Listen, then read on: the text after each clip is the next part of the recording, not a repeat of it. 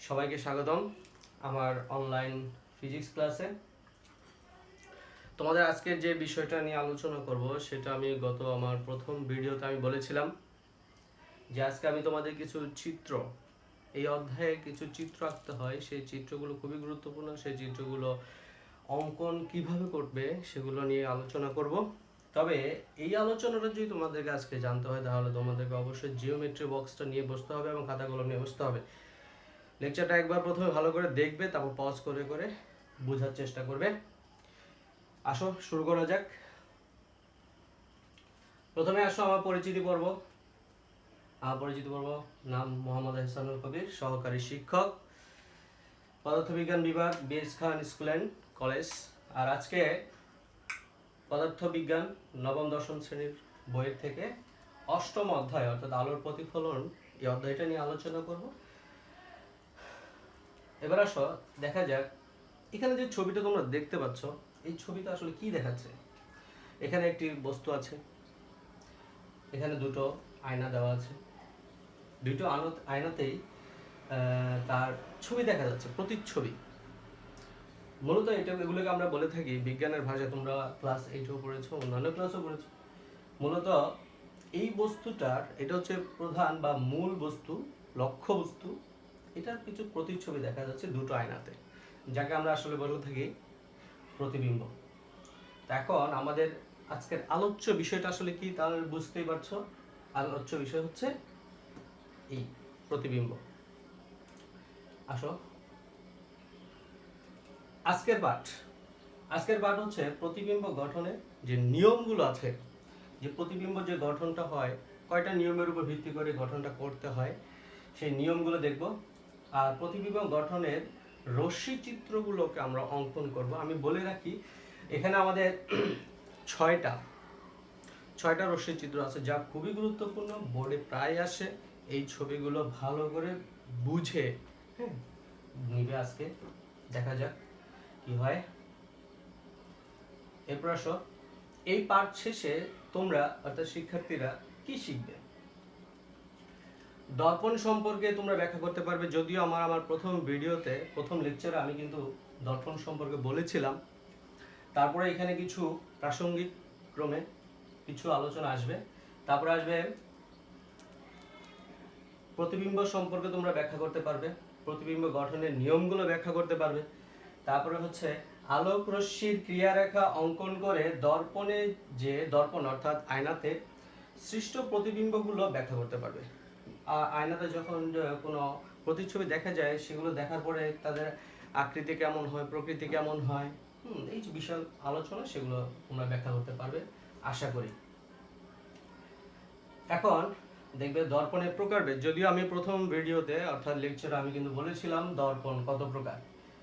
এখন আমরা আসো দেখে নিই। দর্পণ দুই প্রকার: সমতল দর্পণ, গোলীয় দর্পণ।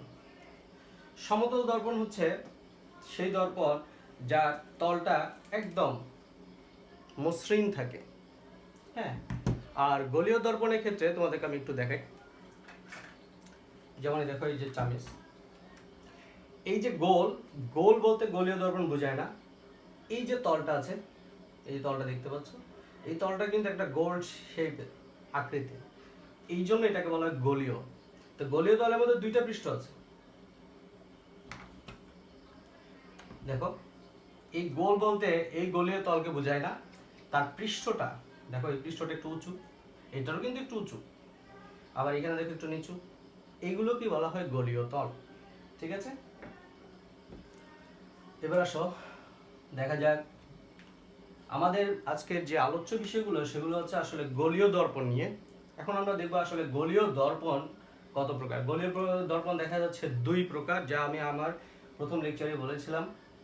তারপর একটু বলে দিই, অবতল দর্পণ আর একটা হলো উত্তল দর্পণ। অবতল দর্পণ, এই যে চামচটা দেখো, এই দর্পণের দুইটা পৃষ্ঠ, একটা হচ্ছে ভেতরের দিকে আর একটা হচ্ছে উপরের দিকে। উপরেরটা একটু উঁচু আর ভেতরেরটা হচ্ছে একটু নিচু। এখন অবতল দর্পণ বলতে বোঝায় যেটা একটু নিচু, ভেতরের দিকে চাপা, সেটা হচ্ছে অবতল দর্পণ। এরপর আসো সাধারণত আমরা গাড়ির লুকিং গ্লাসগুলোতে দেখে থাকি, তোমরা যে কখনো গাড়ির লুকিং গ্লাস দেখো, একটু উপরে একটু একটু টাচ করে দেখবে যে এরকম একটু উঁচু থাকে হালকা। আর যদি ছোট ছোট, অনেক সময় দেখবে লুকিং গ্লাসের পাশে ছোট কতগুলো লুকিং গ্লাস থাকে গোল গোল, সেগুলো দেখলে ধরলে আরো ভালো বুঝতে পারবা যে খুবই সুন্দর করে বোঝা যায় উপরেটা একটু উঁচু বেশি থাকে। তাহলে ওই ধরনের দর্পণগুলোকে বলা হবে উত্তল দর্পণ। এখন আসো প্রতিবিম্ব। প্রতিবিম্ব কাকে বলে একটু ভালো করে খেয়াল করে দেখো। ছবি থেকে আমি একটু বলে দিই, এটা আমাদের একটা লক্ষ্যবস্তু, যেটা প্রধান, যেটা আয়নার সামনে থাকে।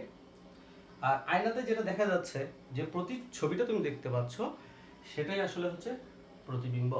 তাহলে এখানে একটা বস্তু আরেকটা অনুরূপ আরেকটা বস্তু তোমার আয়নাতে দেখা যাবে, যাকে আমরা বলে থাকি প্রতিবিম্ব। তাহলে এখানে সংজ্ঞাটার সাথে একটু ভালো করে মিলিয়ে নিবে। প্রতিবিম্ব কোন বিন্দু থেকে নির্গত আলোকরশ্মি, যেমন এটা, এখান থেকে, এখানে তো অসংখ্য বিন্দু আছে, ধরে নেব কোনো একটা বিন্দু থেকে, উপরের অংশ থেকে একটা আলোকরশ্মি যাবে দর্পণের দিকে, নির্গত আলোকরশ্মি প্রতিফলন এবং প্রতিসরণ, এখানে দুইটি ঘটনা একসাথে বলে দিয়েছে, যা আলোর প্রতিফলন এবং প্রতিসরণ অধ্যায়ের জন্যই। তা আমরা এখানে প্রতিফলন নিয়ে, যেহেতু এই অধ্যায়টা, তা প্রতিফলনই বলি। আলোকরশ্মি প্রতিফলনের পর যদি কোনো বিন্দুতে মিলিত হয়, এখান থেকে যে আলোকরশ্মিগুলো বের হবে প্রতিটি বিন্দু থেকে, সেই আলোকরশ্মিগুলো যখন প্রতিফলিত হয়ে যদি কোনো একটা বিন্দুতে মিলিত হয়, তখন প্রতিবিম্ব গঠন হতে পারে, বা মিলিত হচ্ছে বলে মনে হয়। এখানে দুই ধরনের আছে, যা আমরা একটু পরে আলোচনায় জানতে পারবো। প্রতিবিম্ব দুই ধরনের থাকবে। কিছু কিছু ক্ষেত্রে দেখবে আলোকরশ্মিগুলো মিলিত হয়, প্রতিফলনের পর মিলিত হয়ে প্রতিবিম্ব গঠন করে। আবার কিছু কিছু ক্ষেত্রে দেখা যায় আলোগুলো ছড়িয়ে যায়, তারা কখনোই মিলিত হয় না। সেই ধরনের ক্ষেত্রে আমরা ওইটাকেও প্রতিবিম্ব, ওইখানেও আমাদের প্রতিবিম্ব গঠন করে চিত্র অঙ্কন করে দেখাতে হয়, ওইটাও প্রতিবিম্ব। হ্যাঁ, দুই ধরনের পাই, তাই এখানে অপশন দুটোই আছে। কোনো বিন্দুতে মিলিত হয়, আবার বলা হচ্ছে মিলিত হচ্ছে বলে মনে হয়, তারা মিলিত হয় না, তাদেরকে আমাদের পিছন থেকে বর্ধিত করে মিলিত করতে হয়।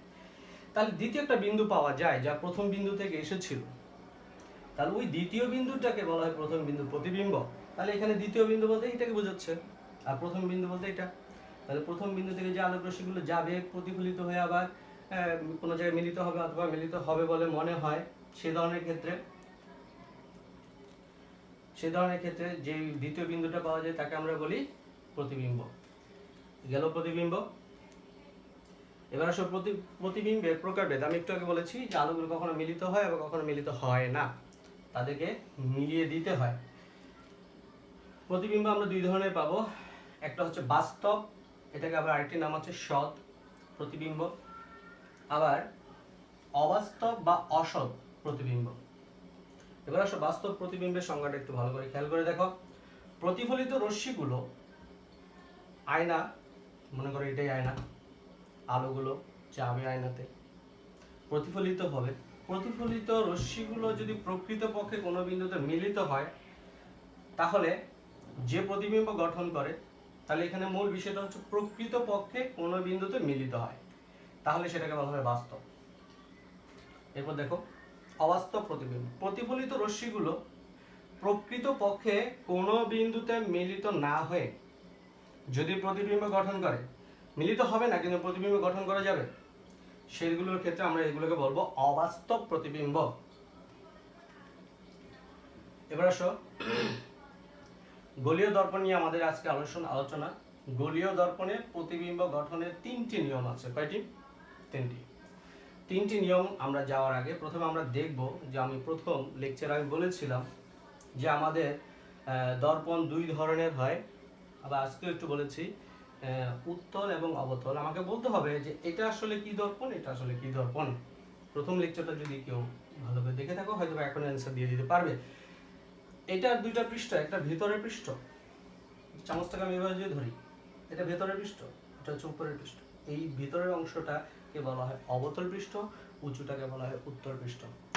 তো এখানে দেখো উত্তল পৃষ্ঠে কিন্তু আমরা পাড়া লাগিয়ে দিয়েছি, তাহলে ভেতরের পৃষ্ঠটা অর্থাৎ অবতল পৃষ্ঠটি এখানে অবতল দর্পণ হিসেবে কাজ করছে, তাই এটার নাম হবে অবতল দর্পণ। আর এখানে অবতল পৃষ্ঠটাকে আমরা পাড়া লাগিয়ে দিয়েছি, উত্তল পৃষ্ঠটা দর্পণ হিসেবে কাজ করছে, তাই এটাকে আমরা বলবো উত্তল দর্পণ। এবার আসো প্রথম নিয়মটা কি। প্রথম নিয়মটার জন্য আমি কিছু এখানে স্লাইড দেখাবো, তোমরা একটু ভালো করে মনোযোগ দেখাবো। একটি আলোকরশ্মি প্রধান অক্ষের সমান্তরালে দর্পণের উপর আপতিত হলো, এটা হচ্ছে কি দর্পণ, অবতল দর্পণে আপতিত হলো, তাহলে সে কোন পথে যাবে? দেখো, সে প্রধান ফোকাস দিয়ে চলে যাবে। এটা হচ্ছে প্রথম নিয়ম অবতল দর্পণের জন্য। আমি আবার দেখাচ্ছি তোমাদের। আলোকরশ্মিটা প্রধান অক্ষের সমান্তরালে দর্পণের উপর আপতিত হলো, প্রতিফলিত হওয়ার সময় প্রধান ফোকাস দিয়ে যাবে। এই নিয়মগুলো মাথায় ভালো করে রাখতে হবে। এবার আসো, উত্তল দর্পণের ক্ষেত্রে প্রধান অক্ষের সমান্তরালে এসে আপতিত হলো দর্পণের উপর। এবার কিন্তু প্রধান ফোকাসটা কিন্তু দর্পণের পেছনে, ভালোভাবে খেয়াল করবে। এখানে কিন্তু প্রধান ফোকাস দিয়ে চলে গেছে, এখানে কিন্তু প্রধান ফোকাস দিয়ে যাওয়ার কোনো অপশন নেই, কারণ এখানে কিন্তু সে বাধাপ্রাপ্ত হবে, সে প্রতিফলিত হয়ে এদিকে কোথাও চলে যাবে। তবে এই ক্ষেত্রে নিয়মটা হলো, সে এমনভাবে প্রতিফলিত হবে মনে হবে যেন প্রধান ফোকাস থেকে বেরিয়ে আসছে।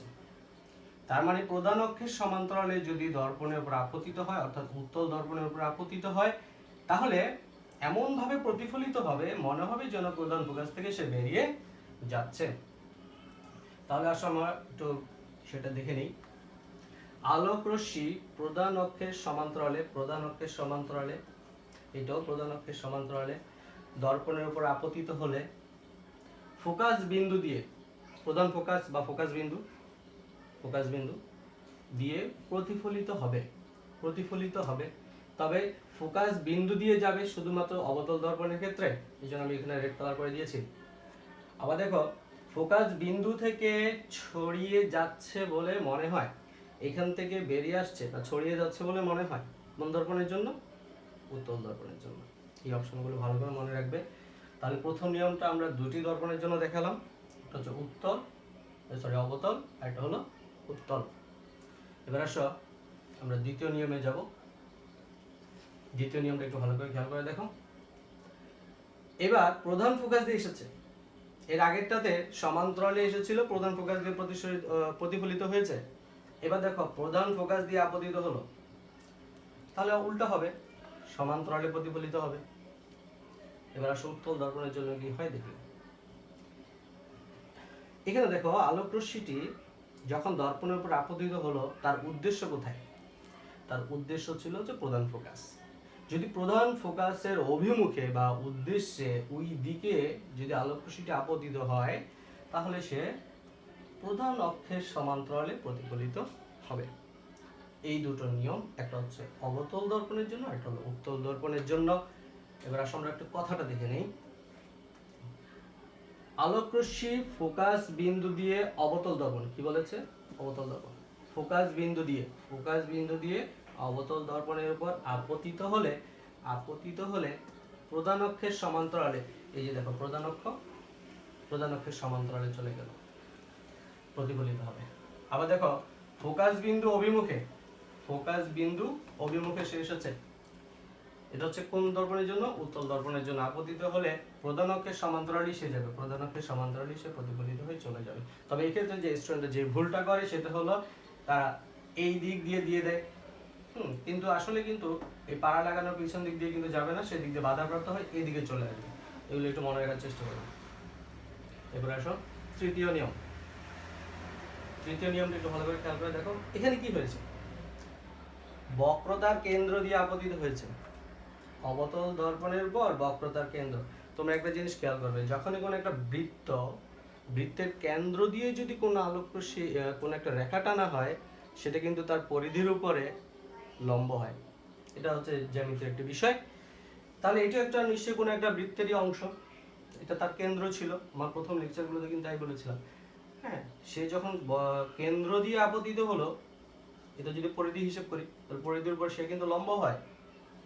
তাহলে লম্বভাবে যদি আপতিত হয়, তুমি মনে করো সোজা কোনো একটা তলের উপর বলটা ছেড়ে দিয়েছো, সোজা এসেছে, সোজাই কিন্তু উপরে যাবে, ব্যাপারটা কিন্তু তাই। তাহলে কেন্দ্র দিয়ে আসা মানে হচ্ছে এই তলের উপর লম্বভাবে এসে পড়লো, তাহলে লম্বভাবে এসে পড়বে। লম্বভাবে আসলে আপতিত হলে কি হয়? লম্বভাবে প্রতিফলিত হয়ে চলে যাবে। এবার খেয়াল করো, উত্তল দর্পণের জন্য কি হচ্ছে? তার উদ্দেশ্য কোনটা? এই বিন্দু, বক্রতার কেন্দ্র। তাহলে সে বক্রতার কেন্দ্রের অভিমুখে যদি আসে, সে কিন্তু এই তলের উপর লম্বই হয়। ঠিক একই নিয়মে সে যে পথে এসেছিল সে পথেই চলে যাবে। ঠিক আছে, এবার আসো কথাটা কি। আলোকরশ্মি বক্রতার কেন্দ্র দিয়ে লম্বভাবে, বক্রতার কেন্দ্র দিয়ে লম্বভাবে অবতল দর্পণে যদি আপতিত হয় বা উপরে এসে পড়ে, বা বক্রতার কেন্দ্র অভিমুখে যদি আসে উত্তল দর্পণের জন্য, উত্তল দর্পণের উপর আপতিত হলে যে দিক থেকে এসেছে সেই দিকেই ফিরে যাবে, যে দিক থেকে এসেছে সেই দিকেই সে ফিরে যাবে। এটা হচ্ছে তার মূল বিষয়। এটা হচ্ছে তৃতীয় নিয়ম। 3টি নিয়মে আছে, 3টি নিয়মে আমি তোমাদের এখানে দেখিয়ে দিয়েছি। হ্যাঁ, 3টা নিয়ম 2টি দর্পণের জন্য আমি দেখিয়েছি, এবং এই নিয়মগুলো অনুসরণ করে আমরা কিছু চিত্র অঙ্কন করব। তবে এখানে আমি আবার বলে দিই 6টি চিত্র আছে। 6টি চিত্র খুবই গুরুত্বপূর্ণ, স্টেপ বাই স্টেপ দেখবে ভালো করে মনোযোগ দিয়ে। এবার আসো, প্রথমে আসো অবতল দর্পণ। অবতল দর্পণে আমরা প্রতিবিম্ব গঠন করব। তবে তার জন্য প্রথম চিত্রটা ভালো করে খেয়াল করবে। এরকম অবতল দর্পণ দিয়ে আসবে 5টা, উত্তল দর্পণ দিয়ে 1টা। তাহলে অবতল দর্পণে যে প্রতিবিম্ব গঠন হয় তার জন্য প্রথম চিত্রটা খেয়াল করবা। এটা একটা অবতল দর্পণ। পি হচ্ছে তার মেরু, এফ হচ্ছে প্রধান ফোকাস বা ফোকাস বিন্দু, সি হচ্ছে বক্রতার কেন্দ্র। আমি একটি লক্ষ্যবস্তু এ বি মনে করি, এই বস্তুটাই মনে করি, তাকে আমি রাখলাম বক্রতার কেন্দ্রের বাহিরে। ঠিক আছে, সি বিন্দুর থেকে একটু বাহিরে। এবার কি হয় দেখো, তাই এখানে ভালো করে খেয়াল করে দেখো, এই বস্তুটার শীর্ষবিন্দু হচ্ছে বি বিন্দু। বি বিন্দু থেকে একটি আলোক রশ্মি এই যে প্রধান অক্ষের সমান্তরালে এসে আপতিত হলো, তাহলে সে কোন পথে যাবে? ভালো করে খেয়াল করো, নিয়মগুলো মনে করো। প্রথম নিয়মটা, সমান্তরালে আসলে প্রধান ফোকাস দিয়ে যাবে, তাহলে প্রধান ফোকাস দিয়ে সে প্রতিফলিত হবে। এবার আসো, বি বিন্দু থেকে, শীর্ষবিন্দু থেকে আরেকটি আলোক রশ্মি কোন পথে নিচ্ছি? প্রধান ফোকাস দিয়ে। প্রধান ফোকাস দিয়ে আসলে কি হয়, এটা যদি সমান্তরালে আসার পরে, আপতিত হওয়ার পরে যদি প্রধান ফোকাস দিয়ে প্রতিফলিত হয়, তাহলে প্রধান ফোকাস দিয়ে আপতিত হলে সে নিশ্চয়ই প্রধান অক্ষের সমান্তরালেই যাবে। উল্টো ঘটনা, তাই ঘটলো। তাহলে এই যে দেখো প্রতিফলিত রশ্মি, এই আরেকটা প্রতিফলিত রশ্মি, দুটোটা কোথায় মিলিত হলো? একটা বিন্দুতে, নাম দিলাম বি প্রাইম, কারণ সে বি বিন্দু থেকে এসেছিল। এবার আসো, বি বিন্দু থেকে একটি লম্ব রেখা প্রধান অক্ষের উপর দিলাম, যা এ প্রাইম বিন্দুতে মিলিত হলো। তাহলে এখানে এই বিন্দুটা খেয়াল করো, প্রধান অক্ষের উপর ছিল, এখানে এ প্রাইম বিন্দুটা প্রধান অক্ষের উপরই আছে। তাহলে এই যদি একটি লক্ষ্যবস্তু হয়, মূল বস্তুটা যা দর্পণের সামনে ছিল, তার একটা প্রতিবিম্ব দেখা যাবে আয়নাতে, সেটা দেখতে কেমন হবে সেটা এখানে দেখানো হয়েছে রশ্মি চিত্রের মাধ্যমে। এটা নাম দিলাম এ প্রাইম বি প্রাইম। এখানে তৃতীয় নিয়মটা অনুসরণ করা যেত, বক্রতার কেন্দ্র দিয়ে যদি আসতো তাহলে সোজা চলে যেত। তার বক্রতার কেন্দ্র দিয়ে নিলে এই চিত্রগুলো একটু বড় করতে হয়, তাই অত ঝামেলা যাওয়ার দরকার নেই, এইভাবে করে আঁকবে, আমি যেভাবে শিখিয়ে দিচ্ছি। এখন আসো, আমাদের আঁকা শেষ, প্রথম চিত্র অঙ্কন শেষ। এবার আসো, এই যে প্রতিবিম্ব গঠন হলো তার কিছু গুরুত্বপূর্ণ তথ্য আছে, যে তথ্যগুলো খেয়াল করবে প্রথম চিত্রের জন্য। এখানে হচ্ছে এ বি হচ্ছে লক্ষ্যবস্তু, এ বিটা হচ্ছে কি লক্ষ্যবস্তু, আর এ প্রাইম বি প্রাইমটা হচ্ছে কি প্রতিবিম্ব বা বিম্ব। এর জন্য কিছু ইনফরমেশন, খুবই গুরুত্বপূর্ণ বিষয়। এই 4টা ইনফরমেশন খুবই ইম্পর্টেন্ট, মনে রাখার চেষ্টা করবে। আর চিত্র কিভাবে আঁকতে হয় তোমরা নিশ্চয়ই সম্পাদ্য করেছো। চিত্র যখন অঙ্কন করো, চিত্রটা কিভাবে আঁকলে, আঁকার যে একটা নিয়ম, সেই নিয়মগুলো বর্ণনা করতে হয়। ঠিক এগুলো কিন্তু সম্পাদ্যের মতো, এই চিত্রটা তুমি কিভাবে আঁকলে সেটা একটা বর্ণনা করবে, সেটা বইয়ে যেভাবে আছে সে ভাষায় এগুলো লিখবে, বা আমি যেভাবে বলেছি সেভাবে লিখতে পারো। তবে এই ইনফরমেশনগুলো অবশ্যই থাকতেই হবে। লক্ষ্যবস্তুর অবস্থান, এই যে লক্ষ্যবস্তু বক্রতার কেন্দ্রের বাহিরে, তোমাদের প্রথম লেকচারে আমি বলেছিলাম এই যে দূরত্ব মেরু এবং প্রধান ফোকাস বা ফোকাস বিন্দু, এই দূরত্বটাকে বলা হয় ফোকাস দূরত্ব। আর প্রধান ফোকাসটা বা ফোকাস বিন্দুটা মেরু এবং বক্রতার কেন্দ্রের ঠিক মাঝখানে হয়। তাহলে এই দূরত্ব এবং এই দূরত্বটা কিন্তু সমান। তাহলে সি পর্যন্ত দূরত্বটাকে আমরা বলতে পারি ফোকাস দূরত্বের দ্বিগুণ। ফোকাস দূরত্ব এটা তার দ্বিগুণ।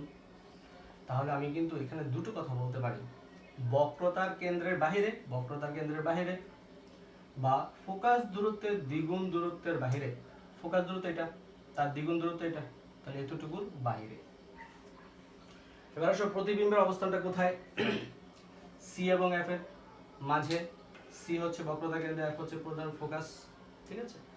তাই আমরা বলতে পারি ফোকাস বিন্দু বা এরপরে দেখো ফোকাস বিন্দু ও বক্রতা কেন্দ্রের মাঝে, অথবা বলতে পারি ফোকাস দূরত্বের বাইরে। ফোকাস দূরত্ব এটা, তার বাইরে, কিন্তু দ্বিগুণের চেয়ে কম দূরত্বে আছে, কিন্তু দ্বিগুণের চেয়ে কম দূরত্বে আছে, শুধু ফোকাস দূরত্বের বাইরে। ভালো করে খেয়াল রাখবে। এবার আসো আকৃতি দেখে কি মনে হয়? এটার আকৃতি আর এটার আকৃতি সমান? একটু ছোট। এটা তাই এটা আকৃতিটা হবে ছোট বা খর্বিত। ভাষাটা কিন্তু খেয়াল রাখবে, খর্বিত ভাষাটাও আসতে পারে। এবার আসো প্রতিবিম্বের প্রকৃতি। প্রতিবিম্বের এই যে প্রকৃতিটা বলতে এখানে দুটো বিষয়, এটা বাস্তব না অবাস্তব। তোমাদের বাস্তব এবং অবাস্তবের সংজ্ঞাটা বলেছিলাম। যা প্রতিফলিত রশ্মিগুলো যদি মিলিত হয় প্রকৃতপক্ষে তখন হয় বাস্তব। এখানে দেখো এই যে একটা প্রতিফলিত রশ্মি, বি প্রাইম বিন্দুতে মিলিত হয়েছে, তার মানে এখানে যে প্রতিবিম্বটা তৈরি হলো সেটা নিশ্চয়ই বাস্তব। তাই আমরা বলতে পারি বাস্তব বা সৎ। আর দেখো এটা তীর চিহ্নটা ছিল উপরে, এটা তীর চিহ্নটা নিচে, তার মানে উল্টো। তাহলে এটা গেল প্রথম চিত্রের জন্য। এবার আসবো আমরা দ্বিতীয় চিত্রটা খেয়াল করে দেখো। এর আগে ছিল কিন্তু বক্রতা কেন্দ্রের বাইরে, লক্ষ্যবস্তুটা ছিল কোথায়? এখানে। এবার আমি সি বিন্দুতে নিয়ে আসলাম, অর্থাৎ বক্রতা কেন্দ্রে। আগের নিয়মেই থাকবে, প্রধান অক্ষের সমান্তরালে সমান্তরালে আপতিত হলো, প্রধান ফোকাস দিয়ে আপতিত হবে, তারপর প্রধান ফোকাস দিয়ে আপতিত হয়ে প্রধান অক্ষের সমান্তরালে প্রতিফলিত হবে। তারা কোথায় মিলিত হলো? বি প্রাইম বিন্দুতে মিলিত হলো। তাদেরকে যদি লম্বভাবে টেনে দেই তাহলে একটা আমরা প্রতিবিম্ব পাবো। তাহলে এখানে দেখো প্রতিবিম্বটা কিন্তু বক্রতার কেন্দ্রেই এসেছে এবং এই দূরত্বগুলো কিন্তু সমান। তবে এভাবে করে যদি এটা অঙ্কন করতে যাও তাহলে কিন্তু তোমাদের কিছুটা সমস্যার সম্মুখীন হতে হয়। অনেক সময় এই জায়গায় এটাকে বসানো একটু দুরূহ ব্যাপার হয়ে দাঁড়ায়, অনেক সময় সমান করা যায় না, কিন্তু এই দুটো জিনিস আমাদের সমান রাখতে হবে এবং এই বিন্দুতেই হবে। তার জন্য আমাকে করতে হবে কি, এখন দেখবে অঙ্কনের সহজ পদ্ধতি, এটাকে আমি একটা সহজ টেকনিকে কিভাবে করে ফেলতে পারি, ভালো করে খেয়াল করবে। প্রথমেই তোমরা যেটা করবে, সি বিন্দুতে লম্বভাবে একটা রেখা আঁকবে যার উপরের দূরত্ব এবং নিচের দূরত্বটা কি থাকবে? সমান। এবার আসো, যদি সমান থাকে, আর আগেই বলেছি এই বিন্দুটা কিন্তু অর্থাৎ ফোকাস বিন্দুটা কিন্তু মেরু এবং বক্রতা কেন্দ্রের ঠিক মাঝখানে হবে। তোমরা স্কেল দিয়ে যখন আঁকবে বা কম্পাস দিয়ে আঁকবে আগেই কিন্তু এই দূরত্বগুলো সমান করে নিবে, ঠিক আছে? তাহলে এখানে একটা রেখা টেনে দিবে, তারপর দেখো এখানে একটা রেখা টেনে দিবে, এই বিন্দু আর এই বিন্দু মধ্যবর্তী একটা রেখা টেনে দিবে, তারপরে এই বিন্দু আর এই বিন্দুটা রেখা টেনে দিবে। তারপরে চিত্র বোঝানোর জন্য তীর চিহ্নগুলো দিয়ে দিবে। তার মানে সে আপতিত হলো, প্রতিফলিত হলো, আবার প্রধান ফোকাস বিন্দু দিয়ে আপতিত হলো, প্রতিফলিত হলো, ঠিক আছে? তারপরে চিত্রগুলো দিয়ে সুন্দর করে এঁকে দিবে। এবার আসো এটার জন্য গুরুত্বপূর্ণ যে বিষয়গুলো, সিবি হচ্ছে লক্ষ্যবস্তু, সিবিটা হচ্ছে তার লক্ষ্যবস্তু, আর সিবি প্রাইমটা হচ্ছে প্রতিবিম্ব, সিবি প্রাইম হলো প্রতিবিম্ব। লক্ষ্যবস্তুর অবস্থানটা কোথায়? বক্রতার কেন্দ্রে বা ফোকাস দূরত্বের দ্বিগুণ দূরত্বে অবস্থিত সে। প্রতিবিম্বের অবস্থান বক্রতার কেন্দ্রে, সেম কিন্তু বক্রতার কেন্দ্রে বা ফোকাস দূরত্বের দ্বিগুণ দূরত্বে। আর যদি বলা হয় আকৃতি কেমন? আকৃতি সমান। তারপর দেখো প্রকৃতি বাস্তব বা সৎ, অবশ্যই বাস্তব। প্রতিফলিত রশ্মিগুলো প্রকৃতপক্ষে মিলিত হয়েছে বি প্রাইম বিন্দুতে, অবশ্যই বাস্তব বা সৎ। আর উল্টো, এটার মাথাটা ছিল উপরে, মাথাটা নিচে, তাই উল্টো। এবার আসো তৃতীয় চিত্রের জন্য লক্ষ্যবস্তুটা কোথায় আছে? এতক্ষণ কিন্তু ছিল সি বিন্দুতে, এখন আমি একটু সরিয়ে এদিকে নিয়ে আসছি। আচ্ছা, তাহলে এটা হচ্ছে এফ এবং সি এর মাঝামাঝি যে কোনো একটা স্থানে রাখবা, সমস্যা নেই, তবে এর মাঝামাঝি কোনো একটা স্থানে রাখলাম। একই নিয়ম, প্রধান অক্ষের সমান্তরালে আপতিত হলো, প্রধান ফোকাস দিয়ে প্রতিফলিত হবে, আবার প্রধান ফোকাস বা ফোকাস বিন্দু দিয়ে আপতিত হলো, প্রধান অক্ষের সমান্তরালে আপতিত হবে। তাহলে প্রতিফলিত রশ্মিগুলো কিন্তু বি প্রাইম বিন্দুতে মিলিত হয়েছে, তাহলে আমরা কিন্তু বলতে পারি এটা বাস্তব প্রতিবিম্ব হতে যাচ্ছে। তাহলে এখান থেকে আমরা যদি একটা প্রধান অক্ষের উপর একটা লম্ব রেখা এঁকে দিই, তাহলে একটা প্রতিবিম্ব পাবো, আর প্রতিবিম্বের নাম দিলাম এ প্রাইম বি প্রাইম, আগের মতোই। তবে চিত্রটা ভালো করে খেয়াল করে দেখো, এখানে কিন্তু প্রতিবিম্বটা একটু আকারে বড়। এবার আসো, এ বি হচ্ছে লক্ষ্যবস্তু, এ প্রাইম বি প্রাইম হচ্ছে প্রতিবিম্ব। ইনফরমেশন গুলো কি কি? লক্ষ্যবস্তুর অবস্থানটা কোথায়? সি এবং এফ এর মাঝে বা ফোকাস দূরত্বের বাইরে, ফোকাস দূরত্বের, এই যে ফোকাস দূরত্ব আছে না, তার একটু বাইরে, বা বলতে পারি ফোকাস বিন্দু বক্রতা কেন্দ্রের মাঝে, ফোকাস বিন্দু এবং বক্রতা কেন্দ্রের মাঝে। প্রতিবিম্বের অবস্থান কোথায়? প্রতিবিম্বের কোথায়? সি থেকে বাইরে চলে গেছে, বক্রতার কেন্দ্রের বাইরে বলতে পারি, অথবা বলতে পারি ফোকাস দূরত্বের দ্বিগুণ দূরত্বের বাইরে, ফোকাস দূরত্বের দ্বিগুণ দূরত্বের বাইরে। আগে বলেছিলাম এই প্রতিবিম্বটা কিন্তু একটু বড়, তো বড় বা বিবর্ধিত শব্দগুলো মনে রাখার চেষ্টা করবে। আর এটা হচ্ছে প্রতিবিম্বের আকৃতি, প্রতিবিম্বের আকৃতির পরে আসবে প্রকৃতি, প্রকৃতির মধ্যে বাস্তব না অবাস্তব সেটা বলতে হবে। তাহলে এটা কি হবে? এটা অবশ্যই বাস্তব বা সৎ, ঠিক উল্টো।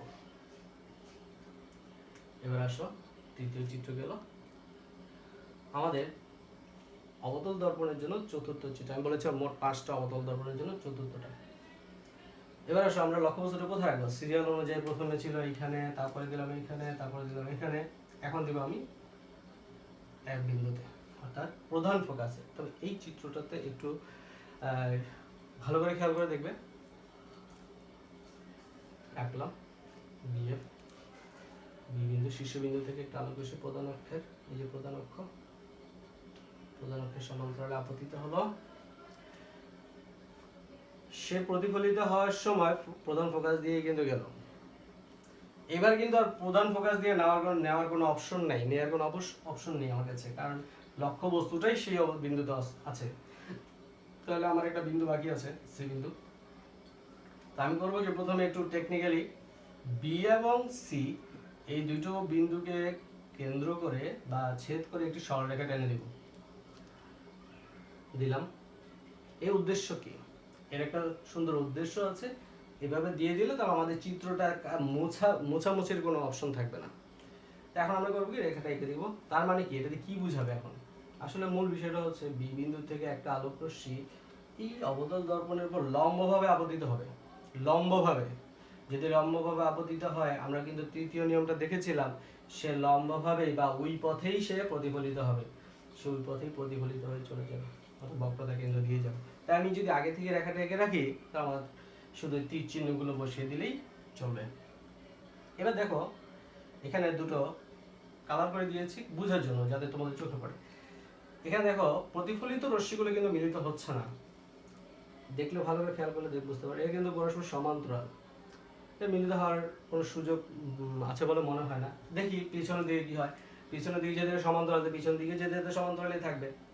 হ্যাঁ, আসলে তারা যদি মিলিত যদি হয়ও অনেক দূরে গিয়ে মিলিত হতে পারে, যাকে আমরা সাধারণত বলে থাকি অসীম দূরত্বে।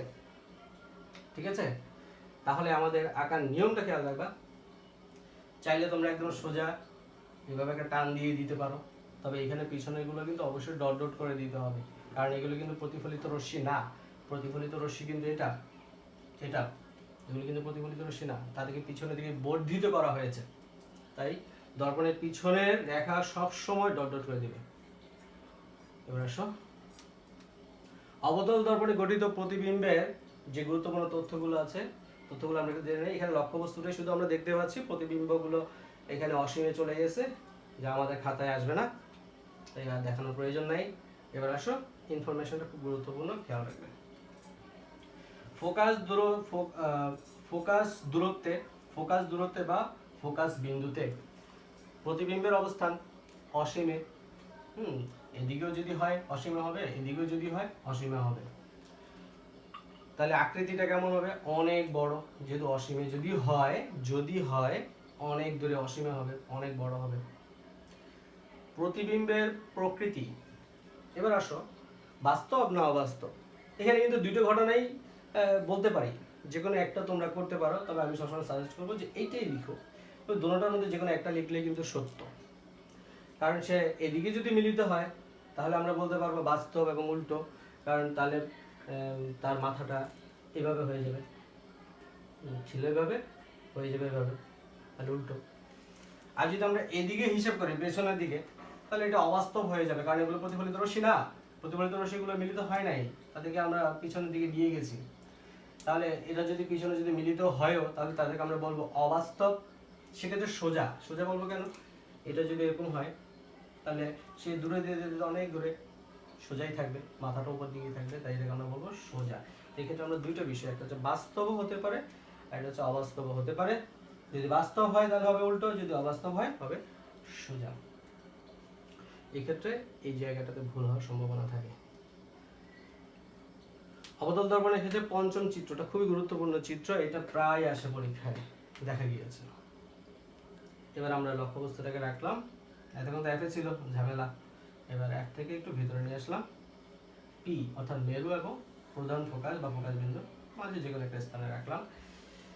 প্রথম নিয়মটা অনুসরণ হবে, প্রধান অক্ষের সমান্তরালে আপতিত হলো সমান্তরালে, এগুলো কিন্তু সমান্তরাল করে দিবে, অবশ্যই মেপে মেপে মেপে মেপে করবে। সমান্তরাল, সমান্তরাল আমি কিন্তু আগেও বলেছি, সমান্তরাল মানে তাদের মাঝখানের মধ্যবর্তী দূরত্বগুলো সমান থাকে। সমান্তরালে যদি আপতিত হয় প্রধান ফোকাস দিয়ে যাবে।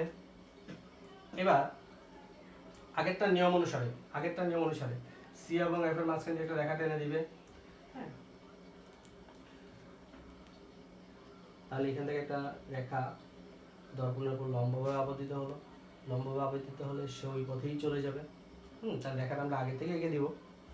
এবার দেখো তারা প্রতিফলিত রশ্মি দুটোর মধ্যবর্তী দূরত্ব কিন্তু আস্তে আস্তে বৃদ্ধি পাচ্ছে, তার মানে তাদের ওই দিকে মিলিত হওয়ার কোনো সুযোগই নেই। তাহলে আমরা কি করা যেতে পারে? এই প্রতিফলিত রশ্মিগুলোকে পিছনের দিকে বর্ধিত করে দিব, দেখা যাবে একটা বিন্দুতে গিয়ে মিলিত হয়ে যাবে। বি প্রাইম বিন্দুতে মিলিত হলো, তাহলে একটি বি প্রাইম বিন্দু থেকে প্রধান অক্ষের উপর একটি লম্ব রেখা আঁকবো, যা প্রধান অক্ষের উপর এই প্রাইম বিন্দুতে মিলিত হলো। তাহলে প্রতিবিম্বটা আমরা পেয়ে গেলাম। তবে এই ক্ষেত্রে কিন্তু আমাদের এই দিকে প্রতিবিম্ব পাওয়া সম্ভব নয়, তাহলে এইটার জন্য অবশ্যই যে প্রতিবিম্বটা পাচ্ছি অবশ্যই এটা অবাস্তব প্রতিবিম্বই হবে, কারণ প্রতিফলিত রশ্মিগুলো কিন্তু প্রকৃতপক্ষে মিলিত হয়নি। তাহলে প্রতিফলিত রশ্মিগুলোকে পিছনের দিকে বর্ধিত করা হয়েছে, ঠিক আছে? তাই এটাকে আমরা বলবো অবাস্তব প্রতিবিম্ব।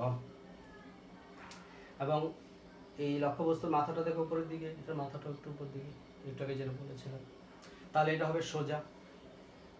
এবার আসো, এবি হলো লক্ষ্যবস্তু, এবি লক্ষ্যবস্তু, আর এ প্রাইম বি প্রাইম হলো তার প্রতিবিম্ব। লক্ষ্যবস্তুর অবস্থান কোথায়? প্রধান ফোকাস এবং মেরুর মাঝে, হ্যাঁ, প্রধান ফোকাস ও মেরুর মাঝে, বা বলতে পারো ফোকাস দূরত্বের কম দূরত্বে, ফোকাস দূরত্বের কম দূরত্বে। প্রতিবিম্বের অবস্থানটা কোথায়? দর্পণের পেছনে, এভাবে লিখবে, দর্পণের পেছনে। তারপরে হচ্ছে প্রতিবিম্বের আকৃতি, এটা তুলনায় অবশ্যই একটু বড়, তাই বড় বা বিবর্ধিত। আর প্রকৃতি, প্রকৃতি অবাস্তব, অবশ্যই এটা অবাস্তব এবং অসৎ, অবাস্তব বা অসৎ বলা যেতে পারে। আর প্রকৃতির মধ্যে আরেকটা বিষয় হচ্ছে কি, সোজা না উল্টা, এখানে কি হবে? সোজা। তাহলে আমরা 5টি চিত্র দেখলাম অবতল দর্পণের জন্য। কয়টি চিত্র দেখলাম? 5টি অবতল দর্পণের জন্য। এবার আসো, আমি কিন্তু বলে দিচ্ছে, এই যে এইদিকে তাকান, এদিকে তাকান, হ্যাঁ, উত্তল দর্পণের প্রতিবিম্ব গঠন কোন দর্পণে? উত্তল দর্পণে। তাহলে এটি উত্তল দর্পণ, তার অবতল পৃষ্ঠ কিন্তু পাড়া লাগানো হয়েছে, তার মানে উত্তল পৃষ্ঠটাই কিন্তু এখানে দর্পণ হিসেবে কাজ করবে। তাহলে উত্তল দর্পণের জন্য প্রতিবিম্ব গঠন করে দেখাবো। তাহলে দর্পণের সামনে প্রধান ফোকাস বা ফোকাস বিন্দু এবং বক্রতা কেন্দ্র কিন্তু দর্পণের পেছনে, কিন্তু সামনে কিন্তু কোনো প্রধান ফোকাস নাই। তাহলে এখানে আমরা তার সামনে যে কোনো একটা, যেমন এখানে দেখো এই যে এই তলটা ভালো করে খেয়াল করে দেখো, এই তলটা এটা সামনে মনে করে এটা রাখলাম, এখানে কিন্তু দেখা যাচ্ছে, আমাকেও দেখা যাচ্ছে, তবে এটার তুলনায় আকৃতি অনেক ছোটো দেখা যাচ্ছে, তোমরা চামিচ দিয়ে বাসা দেখতে পারো। আর এইভাবে করে যদি ধরো তাহলে কিন্তু অবতল, তুমি কিন্তু তোমাদের বাসায় চামিচ দিয়ে দেখতে পারো, চামচ দিয়ে দেখতে পারো, উল্টা দেখা যাবে। যখন তুমি আরও কাছে কাছে যাবে একটা সময় ঘোলা হয়ে যাবে, আরও যখন মাথাটার কাছে নিবে তো তুমি চোখ দিয়ে দেখবে না, আঙ্গুল দিয়ে দেখতে পারো। যখন একদম কাছে নিবে তখন দেখবে যে একদম সোজা হয়ে যাবে, যা বাস্তব প্রমাণগুলো একটু আগে আমি দেখাইছি। এবার আসো এখানে একটা লক্ষ্যবস্তু রাখলাম উত্তল দর্পণের সামনে।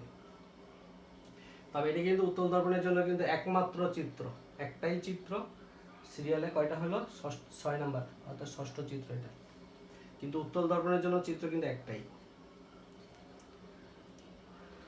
প্রধান অক্ষ, তার সমান্তরাল একটি আলোকরশ্মি দর্পণের উপর আপতিত হলো। আমাদের কিন্তু এটা প্রথম নিয়মের উত্তল দর্পণের জন্য কি ছিল, সে এমনভাবে প্রতিফলিত হবে যেন মনে হবে যেন প্রধান ফোকাস থেকে বেরিয়ে আসছে। সে প্রতিফলিত হলো, তবে এমনভাবে প্রতিফলিত হবে যেন মনে হচ্ছে যেন প্রধান ফোকাস থেকে সে ছড়িয়ে পড়ছে। এবার দ্বিতীয় চিত্র কোন দিকে দিবে? প্রধান ফোকাস দিয়েও দিতে পারো, বক্রতার কেন্দ্র দিয়েও দিতে পারো। এখন আসো দেখো আমি কি করেছি, বি বিন্দু থেকে একটা আলোকরশ্মি আপতিত করেছি দর্পণের উপর, তবে উদ্দেশ্য ছিল বক্রতার কেন্দ্র। আমরা যখন চিত্রগুলো আঁকবো তখন একটা স্কেল দিয়ে সোজা একটা টান দিয়ে দিব, আর দর্পণের পিছনে গুলো এরকম ডট ডট করে দিব, ঠিক আছে? তাহলে এখানে উদ্দেশ্য কি ছিল? বক্রতার কেন্দ্র। বক্রতার কেন্দ্র অভিমুখে যদি আলোকরশ্মি আসে সে কিন্তু লম্ব হয় তলের উপর, তাহলে সে যদি লম্বভাবে আপতিত হয় কি ঘটবে? যে পথে আসে সে পথেই ফিরে যাবে, যে পথে এসেছিল সে পথেই সে ফিরে গেল। একটু খেয়াল হয়ে গেল, এই প্রতিফলিত রশ্মিটা এদিকে চলে গেল, এই প্রতিফলিত রশ্মিটা এদিকে চলে গেল, তারা কি কখনোই মিলিত হবে? হবে না। কি করতে হবে? প্রতিফলিত রশ্মিগুলোকে পিছনের দিকে বাড়িয়ে দাও, তাহলে একটা বিন্দু পেয়ে গেলাম বি প্রাইম। এখান থেকে একটা প্রধান অক্ষের উপর একটা লম্ব রেখা টেনে দাও এ প্রাইম। তাহলে এই যে দেখো ছোট্ট একটা প্রতিবিম্ব দেখতে পাচ্ছি, এ প্রাইম বি প্রাইম প্রতিবিম্ব। তাহলে এই ক্ষেত্রে এই যে প্রতিবিম্বটা বাস্তব নাকি অবাস্তব, এটা তোমাদের কাছে প্রশ্ন থাকবে। এবার আসো ষষ্ঠ চিত্রের জন্য ব্যাখ্যা। আমি কিন্তু প্রশ্ন করেছি, উত্তর কিন্তু চলে আসবে। আচ্ছা, লক্ষ্যবস্তু হচ্ছে বি, প্রতিবিম্ব হচ্ছে এ প্রাইম বি প্রাইম। লক্ষ্যবস্তুর অবস্থান উত্তল দর্পণের সম্মুখে, উত্তল দর্পণের সামনে সম্মুখে যে কোনো স্থানে কাছে দূরে যতটুকু দূরে রাখো সমস্যা, তবে একটা মোটামুটি কাছে রাখলে ভালো, সুন্দর লাগে, ছোটটা মোটামুটি খাতার মধ্যে হয়। আর প্রতিবিম্বের অবস্থান কোথায়? দর্পণের পিছনে। তবে এই ক্ষেত্রে তুমি পি এবং এফ অর্থাৎ মেরু এবং এগুলো বলতে পারো, সমস্যা নেই, তবে দর্পণের পিছনে লিখলেও সমস্যা নেই। এবার আসো আকৃতি, কি সাইজে ছোট, কি হবে ছোট বা গর্বিত, বাস্তব না অবাস্তব? একটু আগে প্রশ্ন করেছিলাম, কি হলো? এটা অবাস্তব প্রতিবিম্ব। কেন? এটা লিখে আমাকে দেখাবা, কমেন্টসে কি লিখে দেখাবা। আর এটা যে সোজা, তার মাথাটা উপরে, তার মানে সোজাই ছিল, ঠিক আছে? তাহলে আমাদের মোট আজকে কয়টা চিত্র নিয়ে আলোচনা করলাম? 6টা।